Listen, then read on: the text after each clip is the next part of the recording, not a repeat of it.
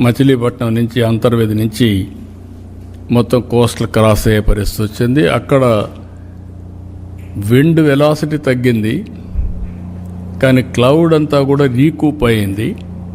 దీనివల్ల heavy clouds form చేసుకుంటూ ఇక్కడ క్రాస్ అయింది. ఇక్కడ పెద్దగా అంటే క్రాస్ అయింది, రెయిన్ తక్కువ ఉంది, విండ్ ఉంది.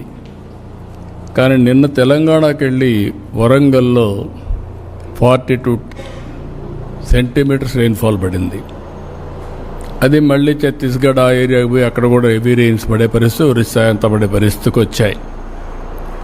దీనివల్ల మనకు చాలా వరకు ప్రివెంట్ చేయగలిగాం. రెండో పక్కన మీరు చూస్తే ఇక్కడుండే దీంట్లో డ్రోన్ కార్పొరేషన్ ద్వారా డ్రోన్స్ పంపించాం. వాగులో పర్చూరులో ఒక అతనైతే షేక్ మున్నా అనే వ్యక్తి కొట్టుకొని పోతా ఉంటే డ్రోన్తో ఐడెంటిఫై చేసి అతను కాపాడుకోగలిగాం.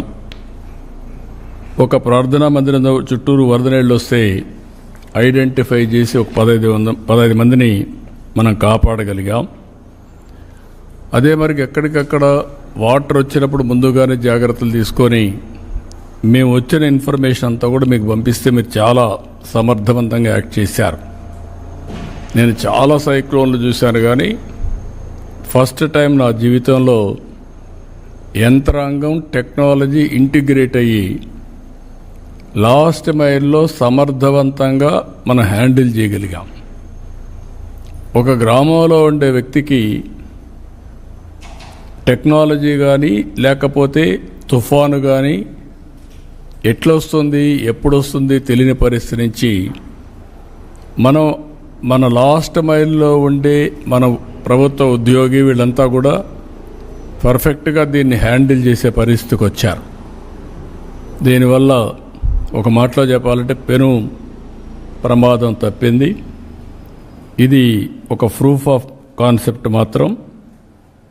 ఇంకొక పక్క మీరు ఒకసారి చూస్తే దీనికోసం 602 డ్రోన్స్ పెట్టుకున్నాం.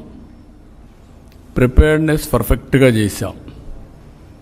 ఎక్కడైనా సరే స్టాండర్డ్స్ SOP పెట్టుకొని వీలైనంతవరకు ఎంతవరకు ఇవన్నీ కాపాడగలుగుతామో డ్రోన్ ద్వారా కానీ సెటిలైట్ మ్యాప్లు కానీ లేకుంటే వేరియస్ యాంగిల్స్లో తీసుకొని మనం ముందుకు పోయి కడాన మీరు చూస్తే CCTV కెమెరాలో టౌన్స్లో ఫ్లడ్ మేనేజ్మెంట్ ఏ విధంగా చేయొచ్చునో అనలైజ్ చేసి అలర్ట్స్ పంపించే పరిస్థితికి వచ్చాం. ప్రతి ఒక్క టౌన్లో CCTV కెమెరాలు ఉన్నాయి.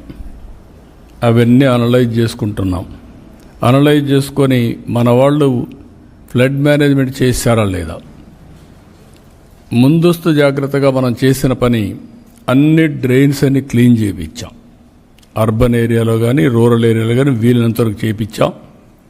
దానివల్ల వచ్చిన వాటర్ వచ్చినట్టు పోగలిగింది. దీనివల్ల కూడా మనకు ఎక్కడ కూడా ఈ యొక్క సబ్మెర్జెన్సీ ఇవన్నీ కూడా చాలా వరకు తగ్గే పరిస్థితికి వచ్చాయి. ఎప్పుడు కూడా టెక్నాలజీ, అధికార యంత్రాంగం, ఇంకొక పక్క ప్రజాప్రతినిధులు.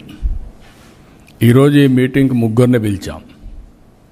ఒక పక్క అధికార యంత్రాంగం మొత్తం ఉన్నారు, బాగా ఫీల్డ్లో పనిచేశారు. ఎమ్మెల్యేలు, ఎంపీలు పొలిటికల్ లీడర్షిప్ ఇచ్చారు మంత్రులు. మీరు that is a very good experience. ఎప్పుడు కూడా పొలిటికల్ మేనేజ్మెంట్ ప్రజాప్రతినిధులు చేయాలి. అధికార యంత్రాంగం సమర్థవంతంగా వాళ్ళకుండే అధికారాలు ఉపయోగించుకొని